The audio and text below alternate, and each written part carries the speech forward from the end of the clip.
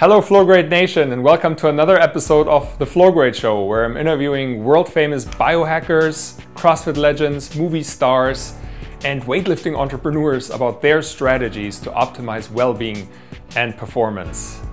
In this episode, I have Teemu Arina next to me. And Teemu is a Finnish biohacking mastermind who founded his first company when he was 16, and right now he's leading two companies as CEO. At the same time, he's the co-author of the Biohacking Handbook, which is a very ambitious project to deliver and create the most comprehensive encyclopedia on understanding the human body. Teemu and we've been knowing each other ever since we roomed together in an Airbnb during that Amsterdam Quantified Self conference a couple of years ago. And he's such an interesting person that I really wanted to present him to you. Now stay tuned and find out why he uses a gold filter and a medical mushroom to prepare his coffee. All right, I'm sitting here with Teemu Arina, that I've been knowing now actually for a couple of years already. One of the leading biohackers in Europe, I'd say, and in the world now. One of the forefront thinkers in this field. And you're in Berlin actually to give a talk. Yeah, that's going to be on Monday, so I'm going to be speaking in a sort of future-oriented conference about biohacking quantified self, and I'm also going to show some of my travel hacks to these people, so they are immersing themselves to what's to come. Great, yeah. And they're very happy it worked out that way, that we could record one episode here while you're here and meet, and you got in touch, and thanks for that. Yeah, I think we met in a Quantified Self Europe conference a couple of years ago, and I think you have a story to tell about that one. I do, yeah. I'm eager to tell it, because you're actually one of the reasons why we're sitting here right now. Meaning that a couple of years ago, I think it was it 3 years ago? No, yeah, it's time flies. Yeah. And I was playing around with my idea for that platform for biohacking to offer send-home diagnostics to people and have them analyze their blood work online and then find correlations and their blood patterns and biomarkers, and to really find solutions to improve their well-being, their productivity, their health, fitness. And I presented you with the idea. I actually was staying with you guys because I didn't have a place pretty much to stay. And then Nelly, our mutual friend, she said there's a place, and I came over. You cooked some biohacking meal, and I presented you with the idea. And I remember I was really skeptical. I didn't know how you guys would react, and you looked at me with that stern face, and then you said, I think you should do it. And now you're doing it. Yeah, so, and then I started it, and I found you already have some new products. Yeah, and the two of us, we then started BioTracker, and now we have built pretty much a small company and distributing the whole biohacking philosophy here in the German-speaking market. Kind of what you're doing in Finland. So a couple of years ago when we met, so we had a Finnish delegation in Amsterdam. Yeah. And so we had rented this whole apartment from Airbnb, and that's where we, concentrated everything that we're doing, and it was very close to the conference, so it was a good place to bring people for a little party and so on. But at that conference, it was, I think, we introduced the idea in a big time, the concept of biohacking, the quantified self, and that's also what we did in Finland. So we are the founders. I'm one of them, and my co-founder is Mikko Ikola, who you also met back in those days. And Nelly was also very active early on. So Nelly is working nowadays on an app called You app that helps you to change your sort of micro actions every day. It's very successful. So bigger change. Yeah, absolutely. Yeah. All the information, by the way, is going to be in the show notes. Yeah. So You app is basically they're cooperating with Jamie Oliver, the celebrated chef. But in any case, so when we founded Quantified Self Finland, we actually added Quantified Self and Biohacking Finland into it. And what we noticed very early on was that we were able to attract not just the engineer types, not just the data-driven guys, not just the geeks, but also people from a more humanistic side. So doctors and psychologists and neuroscientists and so on. So people who are interested in and sports and wellness and all of those guys. So we were looking at the measurement side, the quantified self side, as a way to verify if you're getting the results you're looking for in biohacking. And in Finland, actually, biohacking as a word, when we introduced that biohackeri or biohackerointi, is something that was slightly easier to grasp than the concept of quantified self. So those became actually synonyms to each other. So when the media is writing about quantified self, they use it interchangeably with biohacking. So they often mean biohacking something where you use trackers and measurement devices and so on to improve the quality of your life and improve your performance and health. But obviously this can be separate, meaning that as a biohacker, you don't necessarily need any kind of measurement devices. You look at yogis, you look at martial artists, you look at long-term meditators. These traditions have existed for a long time. One of my favorite biohackers is Bruce Lee, for example. I mean, he was doing electrostimulation on his muscles for recovery, for improving performance. He was always out there to push the boundaries of the human body. He was actually doing the first bulletproof smoothies also. So his favorite one was like raw meat and raw eggs in a blender. He would blend it up to the amusement of his, or to scare his friends as well. So that was Bruce Lee, like in the 60s, 70s. It's funny that you say that, because he's actually on the introduction to our Flowgrade show. So the intro has a quote by Bruce Lee where he says, "Flow like water, be like water." Yeah, Do you know that quote? be like water, my friend. Exactly. Absolutely. So he actually came up with the whole concept of flow before everyone else. So cool that you say that he's one of the first biohackers. Yeah. So but then in any case, I mean, with modern advancements in technology, you can, I would say, it's a modern way for enlightenment even. So you use some kind of external technologies and devices and measurement equipment to gain a perspective of yourself. So it's like gaining some kind of meta understanding of your activities, to pay attention to specific patterns in your life. It's all about feedback loops. So to me, quantified self reduces the distance between the feedback that you get if you're getting the results or not. So if you do some kind of measurements, you can become more sensitive to what's actually going on. Like if you get an activity tracker like this one here, people start to pay attention to steps.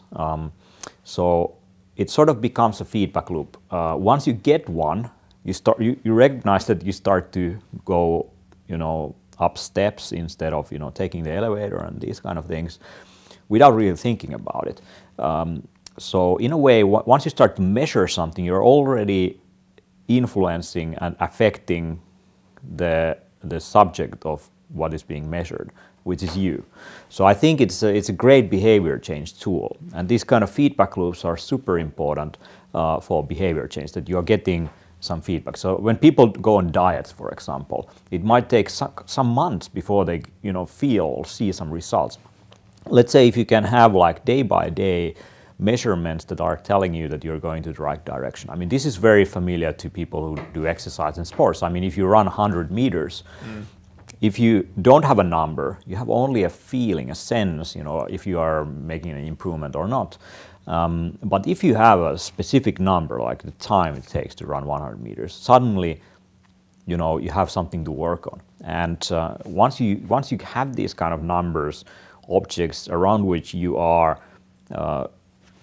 iterating and improving yourself and gaining deeper understanding of yourself and what's going on, those can be super powerful tools. To me, the systems that you use, the things that you measure, the people you hang around with, the information you consume, the things that you influence yourself with, you are not separate from those systems. You are part of those systems. You become part of the system. Just like a man driving a bicycle is not separate from a bicycle, but becomes one system with the bicycle. So the technologies that you use, the information you consume, the people you hang around with who influence you, you influence back. I mean, those are all feedback loops, and those are all about, you know, making who you are. So I find that super fascinating, like the whole idea of, just from a learning perspective, like what tools would you choose? What tools would you decide to work with? For example, I have one feedback loop that's really working well for me right now, which is meditation. And I tried to start meditation several times in the past, and I kind of noticed it's doing well for me, but I didn't track it, and I always then came to the point where I said, today I'm not going to do it. I'll skip a day, I'll do it tomorrow. And then another day, and then a week would go by, and I said, okay, I really have to start it again, and then it's hard, and you get frustrated. And now I'm using this app called Headspace, which is tracking. Yeah, I also use that one. Yeah. It's great, and absolutely. it's so simple, but oftentimes it's not even now I can meditate by myself, but what it helps me with is really track, wow, I've been now doing 40 days in a row, I've been meditating for 20 hours, and I've done so and so many sessions, and then I can really see, and it also motivates me to keep going, because I really have to do it today, otherwise I break my streak. Yeah, absolutely. I need to fill up I need to reach my next goal, which is 30 in a row. Yeah, that's a very good example. So in the past, people would go for spiritual teachers and leaders to have these kind of regular sessions. So often people need these kind of external parties to help them to stay on track, have some kind of steady rhythm to whatever they are doing. I mean, that's why people go for personal trainers. That's why people would go for a sports coach and so on. But the threshold for actually getting a coach or a personal trainer is pretty high. Or to go to a spiritual leader, take part of any kind of hobby activity with a group of people. So, and even to stay and keep up with that. So with these technologies, mobile technology that put these things into your pocket that you can work with, that put also gamification elements, these kind of reward mechanisms into it, you can sort of like, with much lower threshold, you can get yourself into a practice like meditation. I mean, of course, you don't need the app. You don't need Headspace. You just sit and you do that regularly enough and things start to happen. But obviously, to have a guide, someone telling you, so these kind of things can be built into it. It's like having a coach in your pocket that's telling you, giving you advice. And it's accessible to everyone. It's I mean, you can download from the App Store, and it's super amazing. So, and that's what I find fascinating about quantified self, is like things that used to be available only for a limited number of people, those who seek for it and are ready to pay for it, is now available. I have a sleep tracker that, I mean, 5-10 years ago, you would have to go to a sleep laboratory for those kind of measurements. I'm using a biometric shirt right now. That's interesting, actually. You have to go. I can. I mean, these kind of things, like. But before we do that, Teemu, one thing, because we have several beverages here. Absolutely. So for a quick shift of gears, let's talk. You brought some things, and we are actually drinking 2 beverages that you prepared, with things that you brought from Finland, which is quite amazing for such a small country, that you guys come up with things that you cannot find here yet, but they're super exciting. And one is called Ambronite. Yeah. Our also mutual friend Mikko, and he's your co-founder. Yeah. So he went on to found this company after we met. I mean, he was already offering people like a kind of a Soylent copycat. Later on, they made a like fully organic, bio-organic version of it, and this is, I mean, the result, Ambronite. So tell me a little bit about the composition. What's in it? Yeah. So this is it. I mean, go ahead and try it. I often, when I travel, I sometimes, you know, need to get some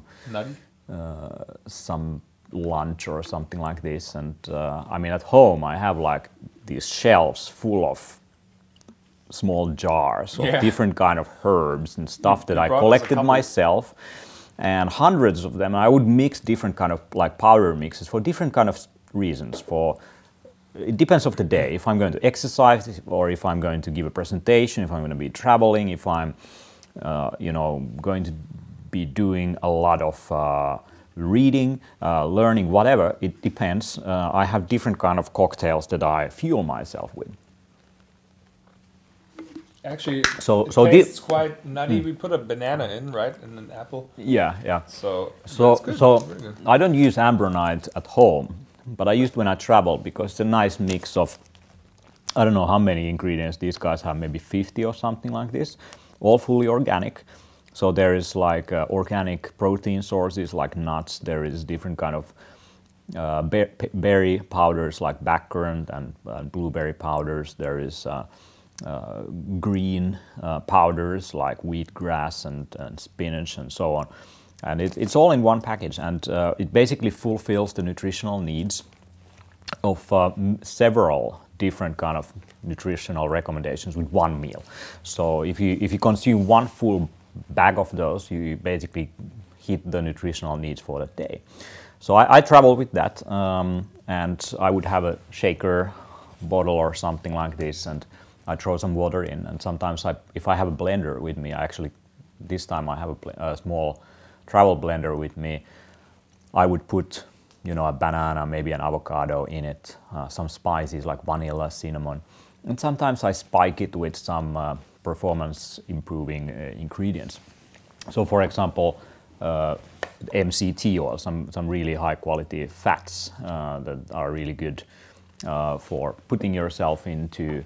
Which is this is our new MCT oil. That's actually not entirely C8. It's a mixture between C8 and C10 because well, we have the brain octane, which is entirely C8. It makes sense also to switch it up because C10 is actually. I often travel with a dropper bottle full of some of that.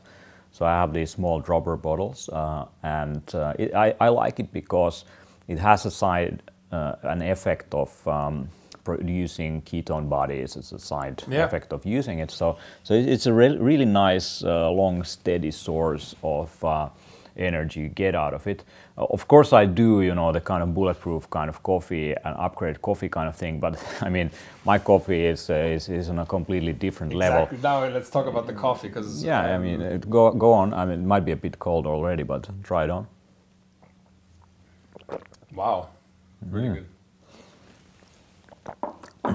So I often use an AeroPress with a golden filter to brew my own coffee that I grind. Why a golden filter? I mean, it's just when you have a really high quality coffee, you don't want to use paper filters. So I want to use a metallic filter so that I get some of the fats in coffee, and some of the fat soluble things that usually end up in the filter are actually the medicinal properties in coffee. But if you have really poor quality coffee, you want to use a paper filter always. But if you have some really high quality coffee, I tend to use a filter. It can be a metallic one, so this one is a golden one. It just is, to my experience, very durable in my hands. So, but this time we didn't use that, but we used this product. So this is a mushroom coffee from 4 Sigma Foods, a Finnish company. And so this is a double extract of some Arabica coffee, but there is also a double extract of some medicinal mushrooms, chaga, which grows on birch trees and has immune system boosting properties. And it's also slightly adaptogenic, meaning that it helps your body to adapt to stress. And there's also cordyceps. It's a favorite of athletes, for example, for increasing their oxygen intake, and it gives you a nice source of energy. To me, it's also nootropic, so it really, boosts mental performance. And it's very synergistic with coffee, especially in terms of taste also. And the other thing is that coffee is slightly acidic, but these kind of mushroom powders like chaga tend to be alkaline. So it basically balances out the acidity of coffee. And really, it gives a much more rounder flavor to it. So I often put, instead of using this stuff, I like to brew my own coffee. That's the real pure chaga. And what I would do, I would put the chaga extract, which it looks like kind of like coffee, and it's very synergistic with it. So it is a double extract. So chaga has about 1,200 different molecules in it. So we still don't know what all of those things do, but there's a lot of studies of it in China and Russia and Finland about its medicinal properties for fungal, anti-cancer, antibacterial properties of it. But it has nothing to do with the mushrooms that people take to hallucinate? No. This is, I mean, when we talk about medicinal mushrooms, we are not talking about psilocybin mushrooms or these kind of hallucinogenic mushrooms. We are talking about medicinal mushrooms. Often they grow on trees. So there's a difference between the mushrooms that grow on the ground and those that grow on the tree. Those that grow on the tree usually stay there for years, while these kind of things that grow on the ground are usually seasonal. And when these things grow on the tree, they are usually parasitic. So they concentrate some of the complex alkaloids created by the tree into the mushroom. So chaga, for example, concentrates some of the molecules that are in the white part of the birch tree into the mushroom. So when you eat the mushroom, you get the medicinal properties of the tree as well. So that's why I would go with a wild one. That is a wild one. Yeah. So not a mycelium based. I mean, we are from Finland, we have very clean nature, so that's what I'm using for.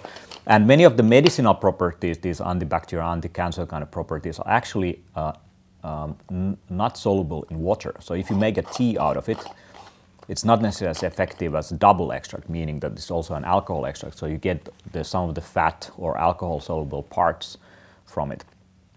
And this mushroom is not edible as it is. It has this complex, I guess it's a complex carbohydrate or something, but I mean, it has this thing called chitin, which is not digestible by human digestive system. In insects, for example. Yeah. So you want to extract the medicinal properties from it. And why do you have medicinal properties in medicinal mushrooms is that mushrooms are very close to us in terms of, just if you look at the genetical similarity. I mean, we are very close to mushrooms, actually, believe it or not. They also produce vitamin D, that's for sure. Yeah, they do. So if you dry, for example, shiitake mushrooms in the sun, you create vitamin D in it. But the thing is that mushrooms protect themselves from other mushrooms. So they are used to generating these kind of antibodies that protect the mushroom from outsiders, and you can consume now the mushroom that has these kind of alkaloids and gives you some of that similar kind of protection. So this is something that I add into my coffee. So sometimes I make the tea out of it and I use that instead of the water when I brew my coffee. Sometimes I put the extract when I'm traveling, and I like to use some of the flavoring things. So I have here a mix of powders. I like to make my own mixes. So this one is vanilla and cinnamon, and cinnamon has an effect of cutting also that, but also cutting the spiking of blood sugar. So if you take cinnamon 1 or 1.5 hours after eating, it's very good. I think you have to use the coumarin-based cinnamon. So I mean, there's Ceylon cinnamon, there's cassia, and there's the Ceylon is actually the one usually is the Ceylon is more expensive, attributed with the higher effect. Tim Ferriss, actually, in the 4-Hour Body, he made a measurement of these different things, and he had the best results actually with cassia and this other one. So cassia is known to have a lot of coumarin content. So maybe this coumarin that's also toxic to the liver has also this medicinal property. And this is what I find very interesting in nature, is that we have things that are supposedly toxic. I mean, the dose makes the poison, right? So sometimes, lower amounts of that is medicinal. Medicinal herbs, if you take, thyme and these kind of things that we use in kitchen every day, the volatile oils that generate the skins and all of that, that's what keeps the parasites and the bacteria and all of those things away in nature. So that's why very strong herbs can usually stay pretty much alone, and they're not eaten by any kind of pest. So the thing is that you can overdose on those as a human also. Like there is a specific dose of how much you can really have, like thyme oils, for example. But in lower concentrations, it really stimulates your immune system and builds up things. So it's with everything. I mean, if you take water, for example, CT as well, you just attract revolts. Yeah, absolutely. So with coffee, I like to use coffee as a transportation agent for all kinds of things. So I use these kind of medicinal plants and mushrooms and whatnot with coffee. So when you blend it up with, so we use now some Kerrygold, some grass-fed butter, and some now Dave Asprey's brain octane oil, but also you could use your MCT oil. The fats are great carriers for all kinds of things you put into the coffee. So we actually have one additional thing. We call it the Flowgrade coffee, and we developed these very bioavailable vitamin D drops, which are dissolved in pure coconut oil. MCT from coconut oil, and it's heat stable, so you can also just put it in your coffee. Do you want some? Yeah, go ahead. So you give me a some drop. vitamin D in your coffee as well. Thanks. All right, so you can basically put it in a coffee. That's great. Because vitamin D, I'm not sure about Finland right now, but in Germany it's still a huge problem, and still it's considered by Dave Asprey as well, but Ray Kurzweil, the most important supplement to extend your living, your absolutely slow down aging. So it's one thing that everyone can do very easily. It's cheap, but still, I mean, at doctors' offices, it's hardly tested. So that's why we have this send home vitamin D test that people can do from home. Right. And it's something that you can just drink with your coffee pretty much. I mean, with these drops and so do some good for your health. So that's the case here. In Finland, I mean, vitamin D is a bit better known because, I mean, I come from the Arctic Circle, basically. We don't have that much sun a year. So our summer is like 4 months, and most of the time of the, winter months, you never see the sun at all. So we are quite aware of vitamin D needs, but the recommendations are like the lowest minimum thresholds at which you don't get specific diseases. So, but it's not that's optimal. So for optimal, you need to boost some of these things. But with sun, still, it's not only vitamin D. You need sun also to break down some of these kind of, I don't remember what kind of storage is, but sun really breaks down some things that accumulate into your skin. So I would still, I mean, in Finland, I would travel every winter into a place where I can get some sun for that effect as well. But vitamin D is definitely important for it. It contributes to about 200, if I remember, genes already. Like different metabolic processes in your body. So it's very important. And there's so many studies. It's one of the things. I mean, a lot of these things that we do, there are not that many, I'd say, studies that have been done on a large amount of people that where even, let's say, medical professionals would agree with. But vitamin D is one of these things that I'd say still isn't accepted by all of society. But there are enough studies and enough medical professionals that support it. Absolutely, yeah, absolutely. So, but to go back into like the strategies that I deploy, so I've been looking into nutrition for quite some time. So how I got interested into this is that I've been always interested in food. Since I was 13, I've been cooking myself. Always valued great ingredients. But the thing is that I got into superfoods around 2006, 2007. But let's maybe take one step back, because I know you have a very interesting story how you got into biohacking, and maybe we can tie that into the nutritional part. Yeah, I will tie into it. So I got very interested in superfoods and very nutrient dense foods and all of that. So there's some pioneering work in Finland that some of the people have done on this. One of my co-authors, I'm working on a book called Biohacker's Handbook nowadays with a nutritional specialist called Jaakko Halmetto, and he wrote a book about chaga. He popularized raw cacao very early on, making your own chocolate from the highest quality ingredients. He also popularized a lot of like these superfoods. I'm happy to work with him nowadays on the book, and so then there is a medical doctor called Olli Sovijärvi, who I also write the book with. He popularized the paleo diet and sort of ancestral diet kind of things for health from a sort of the perspective of medical professional. So he's been treating a lot of people with autoimmune diseases with just nutrition alone. So I got myself into trouble in 2010, 11. So I'm a serial entrepreneur. So nowadays I have 3 companies. I founded one new one actually this week.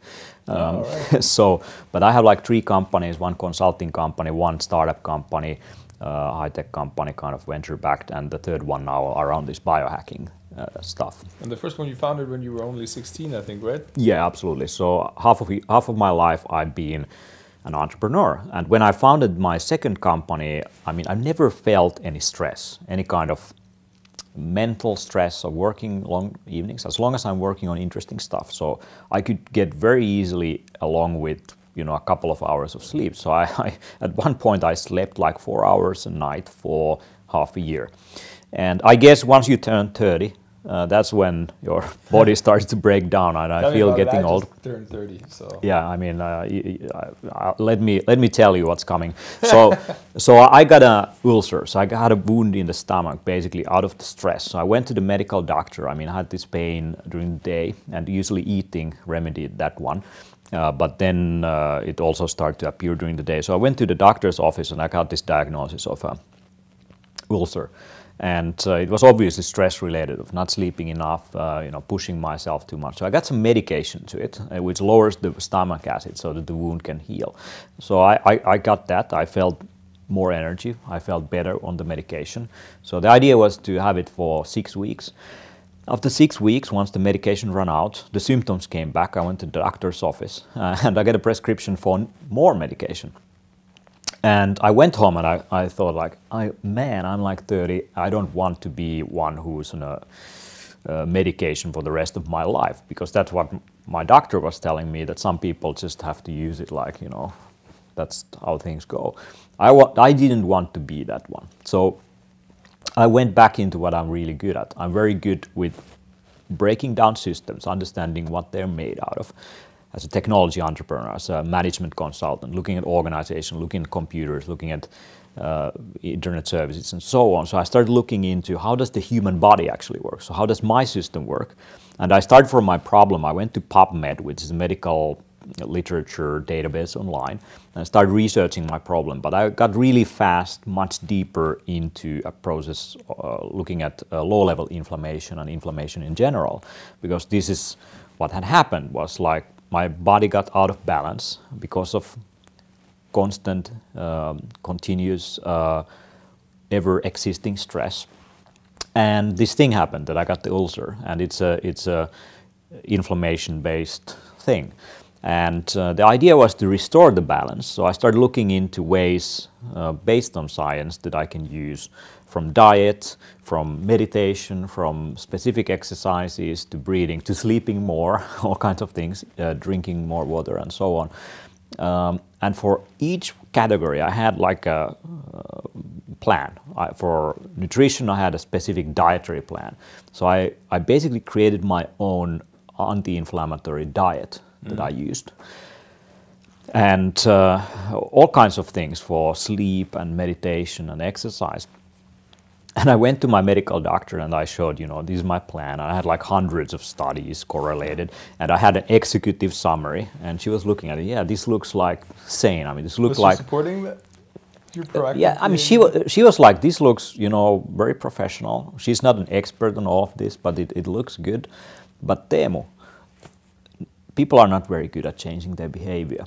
So even she said that she's been trying to change her behavior by exercising more, by eating a healthy diet, but it's very easy to just, fall back into old habits. Old dog. So it's hard to teach an old she dog. said that you're trying to change everything, and that's not very easy. So you should definitely,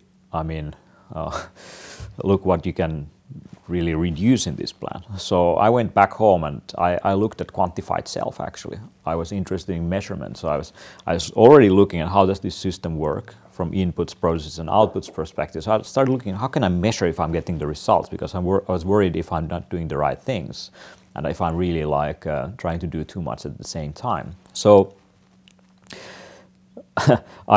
for each and every point, I looked at the quantified self methods. For nutrition, I started looking at lab tests. For sleep, I looked at sleep trackers. For exercise, I looked at ways of tracking and measuring your exercises and so on. For water consumption, the amount of water you would consume every day. And when I started doing this, I realized that, hey, this is like a computer game in a way. You're an avatar in a massive online multiplayer game, which is the world. And, you know, now suddenly, when you do things to yourself, you get some numbers out of it. So you see if you are improving on certain parameters or not. And this is what we have on computer games. I mean, you have a character and you're developing the character, and you see when you get a new sword or you drink a potion, what happens. So I looked at getting those numbers as well. And what happened was super easy for me because of these kind of feedback loops, because of these numbers. It was easy for me to change everything at once. So I started my new life with the protocol, and it was 3 months and I was completely symptom free. But the other thing that happened was that my brain turned on in a way. Like I didn't have fatigue during the day anymore. It was not like a roller coaster anymore. I felt more energy. I was getting more done. My skin was clearing up, and you know, everything. Like I started looking younger every day. And so that's the other thing about behavior change. If you do something consistently for 8 to 12 weeks, if you are getting the kind of neurotransmitters that are more rewarding than the behavior you had before, you start to look at your past life as something you don't want to return to. So the new things that were hard in the beginning to adopt, once I did it long enough and I was getting the kind of rewards, also like from a biochemical level, all the neurotransmitters and all of that, I just didn't see anymore that I would want to go to my old habits. So this led me into telling about my experience. So I organized the first Quantified Self and Biohacking meetup in Finland. Mm-hmm. Then we went to Amsterdam to Europe conference where we met, and we started doing all of that stuff. So now we have also Biohacker Summit that's in Finland. It's 23rd to 24th of September. It's going to be in a place called Cable Factory. We're going to transform that into a biohacking playground with super interesting presentations on this topic. So you're all invited if you want to come. We are about halfway through this podcast, and if you liked what you heard so far, then make sure to subscribe on iTunes and on YouTube and leave us a review for us to understand what you like and to attract more cool guests like Teemu. Now, stay tuned and find out what Teemu thinks that our future will look like, and it's a very transhumanist view. And we did that already last year, and we have a huge community in Finland of over 3,000 people involved. We have organized Upgraded Life Festival that was over 650 people. Biohacker Summit was more closed conference of 250 people. So it's definitely growing now in Finland. And when I started talking about these kind of activity trackers, like the biometric shirt I'm wearing right now, were not available in Europe at all. I had to import them from the States, from China and so on, to get my hands into this equipment. Nowadays it's booming. In Finland we have a lot of quantified self and digital health related companies. We have a lot of food companies that are bringing out these amazing products. Is it an American company or is it? This is a Canadian company. So what I have here is a little box here that's measuring everything that this shirt has in terms of sensors. So I get my heart rate, I get my calorie consumption, I get breathing rate, and I'm a big fan of these kind of non-invasive ways of gathering data. Yeah. Non-invasive also in the way that I don't have to deal with user interfaces. So I don't like to use like a button to press that I'm going for a run. I just don't want to care about those things. When I go to sleep, I don't want to press a button that now I'm sleeping. I want things to be collected, just like it's sort of like ambient. Automated. It's like ambient intelligence. So you have your environment responding to your presence in it, or your clothes responding to you, and these kind of wearable technologies and things that you can embed, like Internet of Things kind of things, like a smart bed, smart refrigerator, smart home. All of these things are super interesting to me because, I mean, there is so little time that you have every day, and you probably want to focus on, you know, actually the tangible things, the actual change, not to just, you know, measure things for measurement's sake. So that's why I'm, you know, always looking at what Tim Ferriss calls optimal minimal. So looking at things that give me the best result with the least amount of investment. Teemu, let me ask you something, because I'm struggling with one thing, and that I'm arguing with doctors at times, is that we get this immediate feedback through measuring, and then you can quickly make decisions, and you can see what works and what doesn't work. And what they're probably right about is that there's no long-term studies oftentimes. So we find out something that will work maybe after a week of leaving out milk from your diet or gluten or changing something. But then you can attribute that maybe just to the fact that you changed something more than what you changed. You know what I mean? So it's like absolutely. That in the long term, there's no proof that will work. And my response to that is often, I think that if people become more aware and they do change something and then they listen to themselves, they develop this understanding. And even if then after some time the effect goes like disappears or weakens, then they still have found this new sense of self. They will start continue to look for new things to improve themselves and live healthier. Let's dive into that one.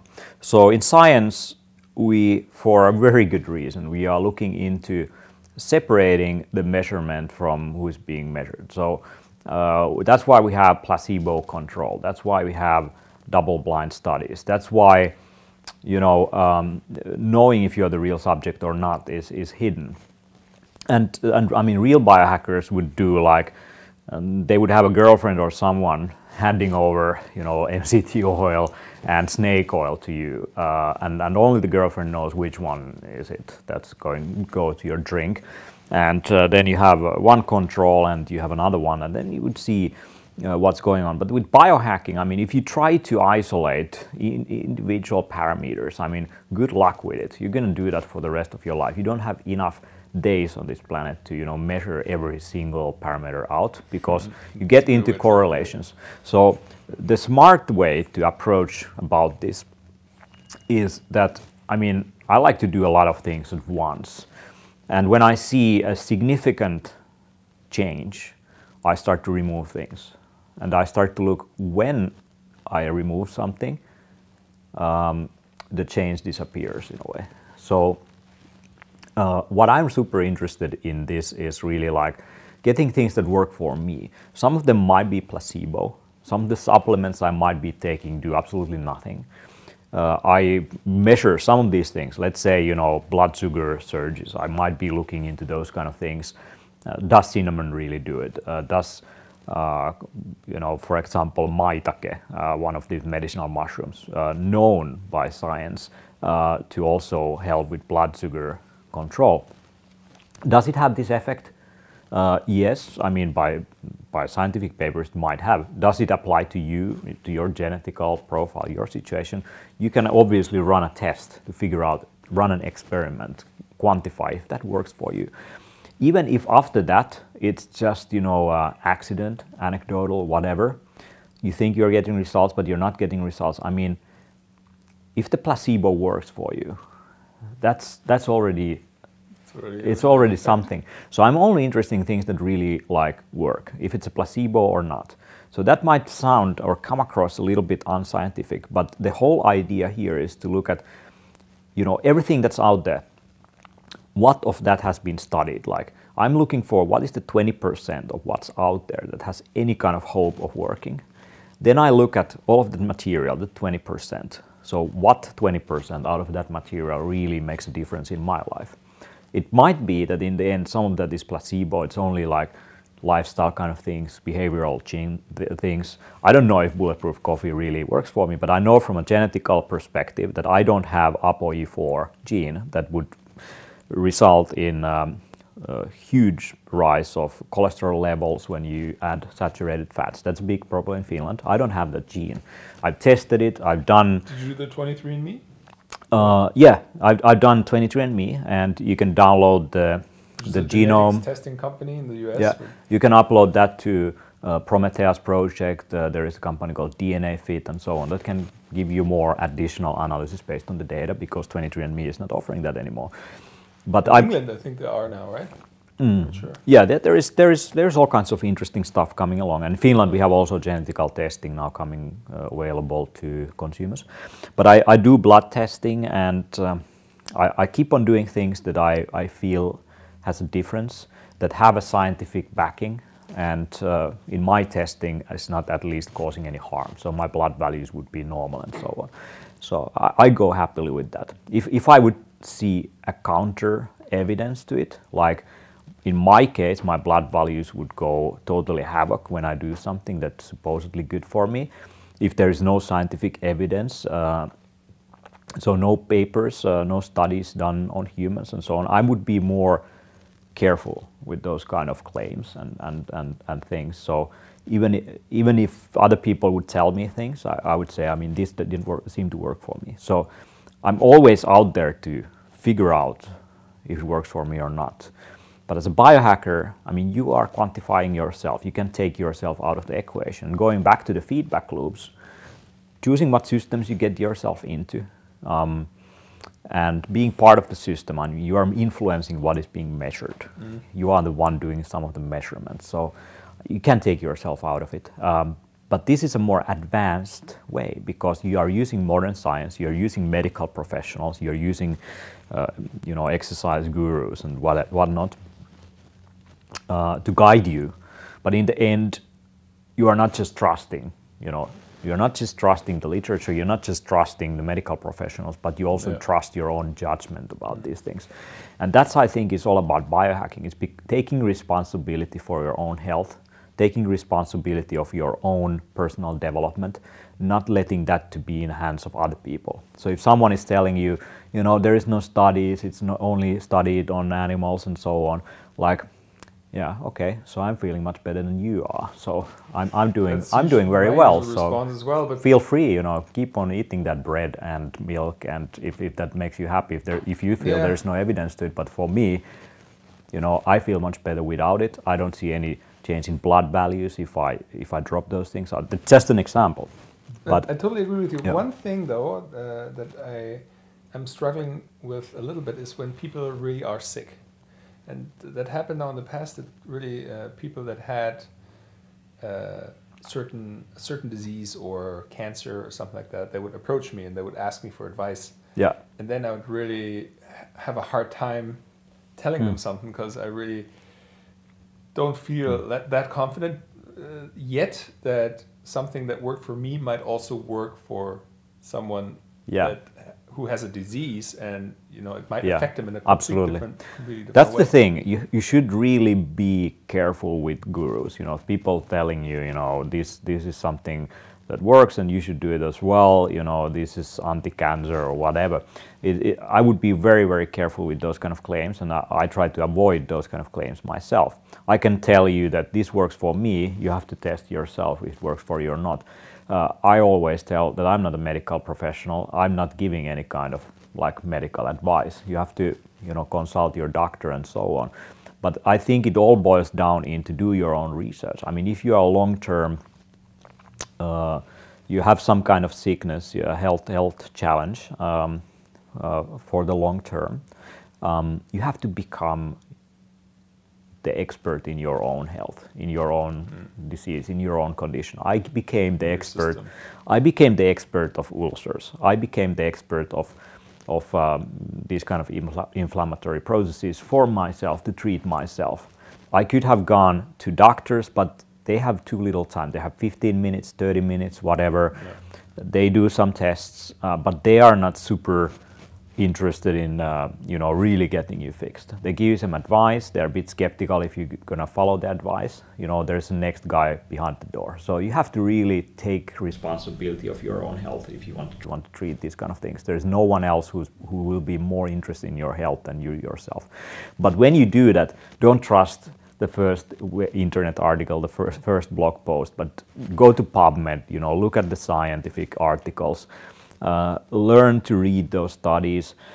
That's the work that's involved in really getting familiar with these things. Communicate with people that have had experiences. I think this is a big part. I think there's great websites like Patient Like Me that put you in touch with people who have similar problems, and then you can see what did they do, what from big numbers, people who had the same condition as you had, what kind of treatments they were successful with, and then you can try those things on yourself and see if it gives you the same kind of result. But be very skeptical with any kind of advice, because we are all individuals. We have different genetical markers. We have different lifestyles and epigenetics and environmental factors that play into your hand of poker. So you have to really figure it out for yourself. And that's the kind of stuff that I stumbled into. And to get back into my story, so once I discovered all of this, I thought I have to tell people about this and these insights. So I want to write a book about it, and I met this medical doctor. He seemed to be the only sane guy in Finland. So I went to his office. He had 4 months queue, and I was completely already. I was okay. I had no problem anymore. I was healed, but I still decided to go. I went there and I told him, listen, I'm not sick. I'm completely healthy, but I was not. And this is what I did. And I showed him, what I did. I showed all the studies. I showed all the trackers and measurements that I did and how I healed myself. And he got really interested in that. And so then with him and this nutrition specialist, we then started working on Biohacker's Handbook. And we have the name, by the way, because I think what you said before, it gives you a handbook already is something that people will be able to use for themselves to find out absolutely how to hack their biology. Yeah, so it's a work that we do for ourselves and also for other people. So there's a lot of people asking, okay, what did you do? And all of this. But it's also for our own learning. So it's really about concentrating all and everything and studying things in a bit more careful way. So in the book we have 5 chapters. So we have sleep, exercise, and nutrition. And we have the mind and work. We can all agree that if you don't sleep enough, you don't eat proper diet, if you don't exercise enough, your mind is not going to perform well, your work is not going to be as good as it could be. So we look at upgrading these different systems. And so we have 5 chapters, and each chapter we dive into the systems that are important to understand. With sleep, we would go into stages of sleep. With exercise, we would go into metabolic and physiological things in your body. With nutrition, we would look at the digestive tract, we would look at gut biome, we would look at inflammation, these kind of things, and so on. With mind, we would look into the areas of the brain and so on. So then we look into the methods. So once you understand the systems, then we look into the methods that are designed to influence those systems. So if you have someone is promoting a liver detox, for example. Okay, so how does the liver really cleanse itself and what does it need? So then when you really understand how that works, you have some kind of way to judge if this thing is going to be a snake oil or based on something. So then we look at scientific evidence, like what things work for specific things, like increasing, let's say, theta waves if you want to fall asleep more effectively.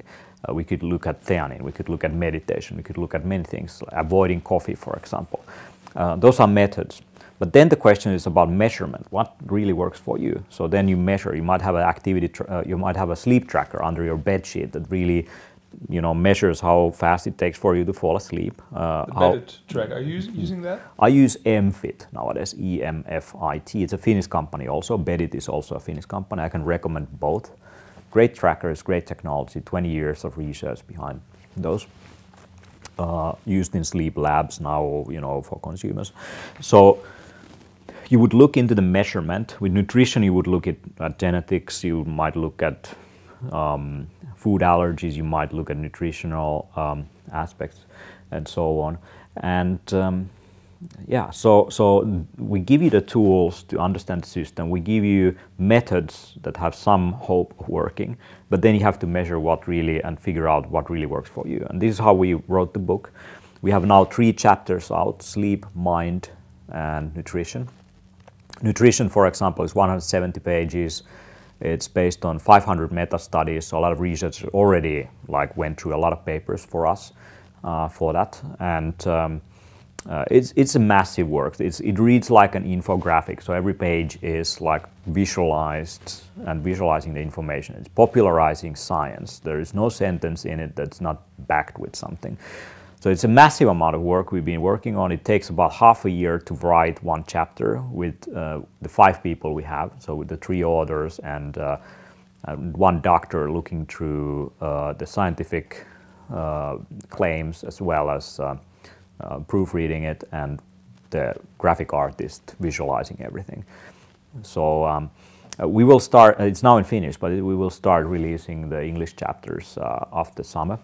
Mm-hmm. So we're gonna start with sleep, probably nutrition next, and so on. And we are working on exercise and work as we speak. Digital copies or also physical books? It's going to be available first as ebooks, just like we've done in Finland. So we have over 10,000 readers in Finland. We have about 5.5 million people. So it's in Finland. Large percentage. In Finland, you are a bestseller in knowledge books if you do over 10,000 in book sales. So it's already a bestseller. Although we don't use traditional publishers, we are directly connected to our community and audience. And how much does it cost?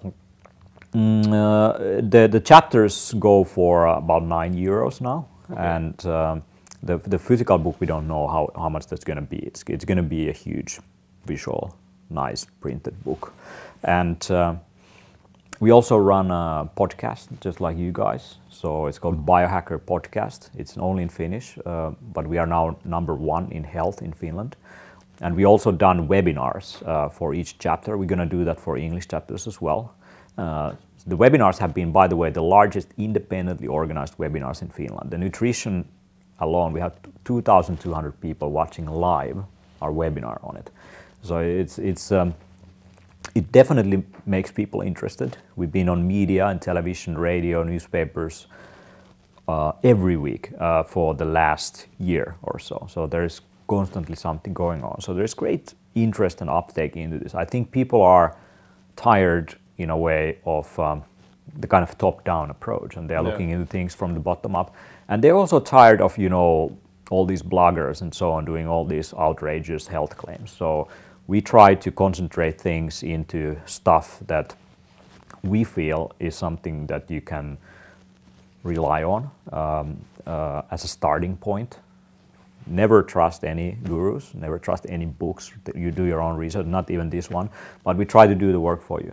And so that's one way how we learn and get deeper into the subject as well. That's great. No, hey, the Biohacker's Handbook. I mean, I'm very excited for it to come out in a language that I can actually read and understand. Yeah. But yeah, keep an eye out for that. We're definitely going to cover that once it's out. But I want to also tap on one subject that I know you're knowledgeable about, and when I saw you at the conference, you used to have this headset on. I'm not sure what it was, but it looked quite futuristic, let's say that. And I know you're interested in the subject called the singularity. Yeah. And I think that's sort of the last topic I want to dive into a little bit, because I'm very interested in your vision of what's going to happen in 10 years, and then maybe in 2045 when singularity hits, which is the prediction by Ray Kurzweil. Yeah. What is your prediction? What is the one, let's say, topic that you're really interested in terms of future development? Just taking this kind of like transhumanism as a philosophy, as a sort of way of looking at things. I mean, with modern understanding of science and just also ancient, herbalism, ancient systems like yoga and these things are a way of transcending, the status quo. So you are given some things, you can do something to some of these things like genes, but soon you can already, there was a recent article that in China they've been able to genetically modify a living human embryo. So the Gattaca movie from '97, where people are born and they their genes are modified, or your jobs are dictated based on your genes and your sort of suitability for specific jobs. That's absolutely coming. It's only a question of time when that happens. So I'm very interested in these kind of topics, like how can you transcend what it means to be human, and how can you use these kind of technologies. Like in the beginning, I mentioned that you are part of the systems you decide to work with, and we are already building on the shoulders of past generations. I mean, everything we do today, technology, everything. Like take a car, for example. I mean, I don't know how it works anymore. I mean, it's electric and all of this. There's so many layers and layers of abstraction going on in the physical and in the immaterial world now that, my kids are going to be growing in a very different kind of world. And taking, things like neurofeedback and, creating completely new kind of senses, I think we are going to see more of that. So meaning that right now with mobile devices, these things are passé. I mean, these are going to disappear. They're going to be embedded, on your wrist, on your shirt, on your eyeglasses, soon under your skin, and will give you new kind of sensation. Now you get a text message, it's completely hijacking your existing senses. For example, the sound or vibration, it totally takes over. It really interrupts you. But what if you could sense, that your friends are 2 kilometers from here? What if you could sense that this other room, the room air quality is not good as we speak? What if you could have new senses? What if you could have new kind of sensations? Some people are more sensitive to some of these things. Like some people are more sensitive to social situations. Some people are more sensitive to understanding the direction where they are going. Their pattern recognition capabilities can be very different. I mean, if you're an autistic person, for example, or a savant, these kind of modes can be triggered in anyone and can be trained soon with the technology we talk about. What is one sense that you would like to have for yourself? I would like to have the whole sum of knowledge created by the mankind that is now available on Wikipedia and these different kind of databases, on PubMed, on, you name it, available at my fingertips in real time. So when we have this conversation, technology on the cloud would be constantly analyzing what we speak, what I do, how I behave, what's going on in my body, would constantly feed me additional information about what is being spoken. And this is not a science fiction, this is a science fact today that you can actually build already with current technology, speech recognition. We have cloud services. I mean, you can have Google Glass, you can have HoloLens, whatever, to create that kind of virtual environment in front of you. Soon it's going to be a contact lens, or it can be an artificial eye. For example, in the past, Nero in ancient Greece used the emerald in gladiator matches to see, what's going on. I mean in Rome. In Rome, yeah. Then the Chinese developed the eyeglasses, and then the contact lenses came along. So I would constantly upgrade, my existing biological machinery with technology. So if there's an artificial eye that is better than the human eye, that would do crazy things, I would immediately sign up for it, because that's our destiny as Homo sapiens. I mean, we use technology. We are known for using fire, using language, using tools. We are tool makers, and we shape our tools, and the tools shape us, just like Marshall McLuhan, a media theorist in the 60s, said. So, this is where we are going. It's nothing inhuman. It's part of being human, is our ability to innovate, create new tools and technology, and use those to our advantage. If it means, an artificial limb or an artificial inner organ, or an artificial eye, or even an artificial brain, even if it means uploading yourself to the matrix. These kind of things are very interesting to me, and I think the change is going to come along faster than people really think. Yeah? Yeah. Do you think that Ray Kurzweil is correct with his prediction? I think he's. I think singularity is always like 12, 15, 20 years ahead. But the singularity is the point in time when technology can actually update itself. Yeah, or exceed human capabilities and processing power and so on. But I think, you know, the ultimate thing comes from the combination of biology and technology. You know, it's a more advanced form. I would call them biots. You know, it's not biots. not cyborg, not a completely artificial human. We can have a endless debate when in point of time would you be less human. I mean, if I start to replace different parts of you with technology, with an artificial heart, artificial lungs. So at what point do you cease to be a human? I think that's the wrong way to go for the conversation, to do these kind of like comparisons. I would see those things unifying in the future, combining into something completely new. That's not technology alone or a Turing machine alone or the human biological DNA-based machinery. Whatever it is, or organism, whatever it is, it's going to be unimaginable as we speak. You know, there's new innovations coming along every year that's going to just wipe out everything we talk about right now. But I find it super interesting to talk about. Yeah, anyway. I'm excited for that movie, Ex Machina, the trailer. Yeah. Have you seen that? Yeah, it's coming out in the States right now. Yeah, check it out. And I can recommend. What's your favorite movie, by the way? There is many great movies, but Gattaca, I mean, I recently saw it. It's a great one about these subjects. I mean, Matrix was a very visionary movie, and Blade Runner, and all these, you know, good old things.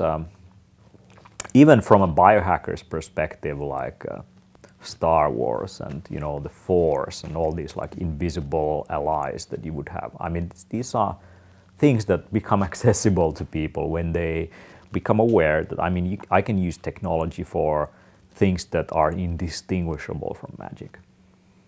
Great. Teemu, I think we've hit so many subjects now. Our listeners, they will have to process all the information, and we're going to write up a nice piece as well. But hey, it was so great having you. And we have to have a round two. Thank you, Max.